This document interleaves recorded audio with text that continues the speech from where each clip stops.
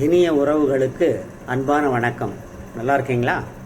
Okay, ஒரு சின்ன ஆத்திச்சூடி செய்யுள் பார்க்கலாமா? நூல் பல கல், நூல் பல கல் அப்படின்னா நமக்கு புரியும். பல நல்ல நூல்களை கற்க வேண்டும். அறிவை வளர்க்கக்கூடிய பல நல்ல நூல்கள், புத்தகங்கள் உள்ளன. அவற்றையெல்லாம் நன்கு படித்து கற்றுணர்ந்து அதன்படி நடக்க வேண்டும். அதனால் நம்முடைய அறிவை வளர்க்கக்கூடிய புத்தகங்களை, நல்ல நூல்களை படிப்பாயாக அப்படின்னு ஔவையார் சொல்கிறாங்க. ஓகே, இப்போது ஒரு 2-3 டேஸ் முன்னாடி யூடியூப்பில் ஒரு வீடியோ பார்த்தேன். ஒரு சிறந்த பேச்சாளர் அதில் ஒரு எழுத்தாளரை பற்றி குறிப்பிடுறாரு. அந்த எழுத்தாளர் திரு ஜெயமோகன் அவர்கள். அவரை பற்றி குறிப்பிடும்போது சொல்கிறாங்க, அந்த ஜெயமோகன் எழுத்தாளருடைய பையனுக்கு டிஸ்லெக்சியா என்னும் நோய். டிஸ்லெக்சியா அப்படின்னா கற்றல் குறைபாடு, வாய் விட்டு படிப்பதில் குறைபாடு, பேசுவதில் குறைபாடு. அவங்க கற்க வேண்டிய பாடத்தை ஸ்லோவாக நிதானமாக தான் படிப்பாங்க, வேகமாக படிக்க மாட்டாங்க. அதுதான் டிஸ்லெக்சியா. அவங்க பையனுக்கு அந்த மாதிரி ஒரு குறைபாடு இருந்தது. ஸ்கூலில் அடிக்கடி டீச்சர்ஸ் எல்லாம் திட்டுவாங்க. அவனை சில நேரத்தில் அடிக்கக்கூட அடிச்சிருவாங்க. அவன் ரொம்ப வருத்தப்படுவான். வீட்லேயும் சில நேரத்தில் அம்மாவும் அப்பாவும் திட்டுவாங்க, ஏன்டா சரியாக படிக்க மாட்டேங்கிற அப்படின்ட்டு. அவனுக்கு அது ஒரு பெரிய குறை. அப்போ ஒரு நாள் அவர் திரு ஜெயமோகனுக்கு கழுத்து, தோள்பட்டையெல்லாம் சரியான வலி. அவர் என்ன பண்ணுறாரு, சாயந்தரம் வீட்டுக்கு வரும்போது ஒரு தைல பாட்டில் எடுத்து அவங்க பையனை கூப்பிட்டு அவங்ககிட்ட கொடுக்குறாரு.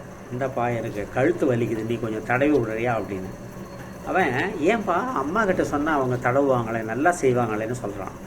அவர், இல்லை நீ தான்ப்பா தடவணும், எனக்கு நீ தடவுன்னு சொல்லி சொல்கிறாரு. அவனும் அப்பாவை கவுத்து படுத்துட்டு அப்பானுடைய கழுத்து, தோள்பட்டைக்கு அந்த தைலத்தை தேய்ச்சி விடுறான். அந்த பக்கம் அவங்க அம்மா வராங்க.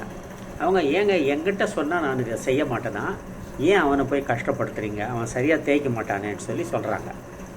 அதுக்கு அவர், இல்லை அவன் தான் தேய்க்கணும்னு சொல்கிறாரு. என்ன, ஏன் அப்படி சொல்கிறீங்கன்னு சொல்லி அவங்க அந்த பையனோட அம்மா கேட்குறாங்க. அதுக்கு இவர் சொல்கிறாரு, அது தைலத்தில் மேலே எழுதியிருக்கு, அதாவது நமக்கு ரொம்ப பிடிச்சவங்க யாரோ, ரொம்ப விருப்பமானவங்க யாரோ அவங்க தேய்ச்சாதான் இந்த வலி குணமாகும் அப்படின்னு அதில் எழுதியிருக்கு அப்படின்னு சொல்கிறாரு.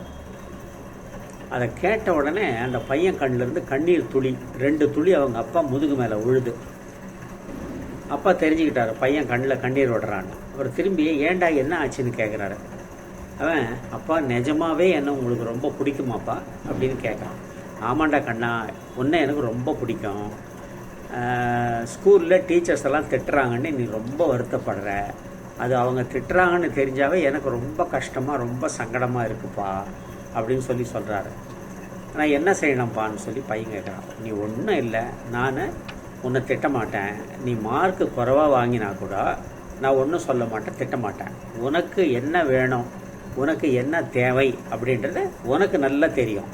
அதனால் உன்னுடைய தேவை என்ன, உன்னுடைய விருப்பம் என்ன, அதை தெரிஞ்சுக்கிட்டு நீ கஷ்டப்பட்டு உழைச்சி படிச்சின்னா எதிர்காலத்தில் நீ ஒரு மிக உயர்ந்த நிலைக்கு போகலாம், மிகச்சிறந்த ஒரு ஆளாக வருவேன். எனக்கு அதில் நல்ல நம்பிக்கை இருக்குது, நீ கட்டாயம் பெரிய ஆளாக வருவ எதிர்காலத்தில் அப்படின்னு அவர் சொல்கிறார். என்ன அது அவர் என்ன சொல்கிறாரு, நான் திரும்ப நீ படின்னு சொல்கிறதுல எந்த அர்த்தமும் கிடையாது. உனக்கே நல்லா தெரியும் நீ என்ன செய்யணும்னு. அதனால் நீயா படித்து நீயா ஒரு பெரிய லெவலுக்கு வரணும்னு சொல்லி அவர் சொல்கிறாரு. நிறைய பேர் நம்ம தெரியாமல் குழந்தைங்கள கண்ணா முன்னான்னு திட்டுறோம், வாய்க்கு வந்தபடி திட்டுறோம். நீ ஒன்றுக்குமே லாய்க்கு இல்லைடா, மாடு மேய்க்க கூட போக மாட்டடா நீ அப்படின்ட்டு ரொம்ப கடினமான வார்த்தைகளை உபயோகப்படுத்தி பிள்ளைகளை நம்ம திட்டுறோம். அந்த மாதிரி திட்டுறது ரொம்ப தப்பு.